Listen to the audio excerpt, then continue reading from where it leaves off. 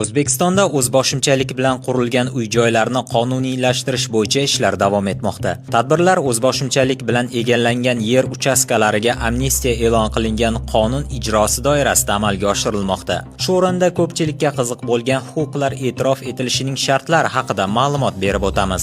Jumladan, barcha hududlarda yer uchastkasining chegarasi 1998-yil 1-iyulga qadar egallab olingani aniqlansa, 24 sotixgacha bo'lgan hududni e'tirof etish masalasi ko'rib chiqiladi. Shuningdek, yer uchastkasi 1998-yildan 2018-yil 1-mayga qadar egallab olingani tasdiqlansa, Toshkent, Nukus shaharlarida va viloyat markazlarida 6 sotixgacha, qolgan hududlarda 12 sotixgacha yer uchastkasiga egalik huquqi e'tirof etilishi ko'zda tutilgan. Uy-joy maydoni ushbu belgilangan o'lchamlardan oshganda ortiqcha egallangan qismiga nisbatan dehqon xo'jaligini yoki tomorqa xo'jaligini yuritish uchun e'tirof etiladi. Huquqlar e'tirof etilganlik uchun fuqarolardan hududlarga qarab turli miqdorlarda bir martalik to'lov undiriladi.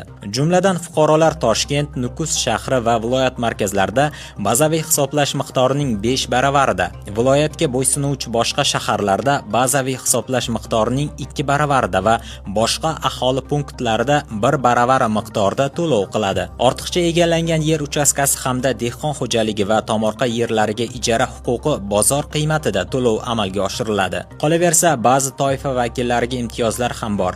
Birinchi va ikkinchi guruh nogironlari oldingi aksiya vaqtida yig'im to'lagan shaxslarga bepuldir. Ijtimoiy himoya yagona reyestri axborot tizimiga kiritilgan shaxslarga to'lovlarda 50% lik chegirma bo'ladi. Kadastr agentligi hamda Davlat kadastrlari palatasi tomonidan Toshkent viloyatiga tashkil etilgan press turda bu borada amalga oshirilgan ishlar bilan tanishtirildi.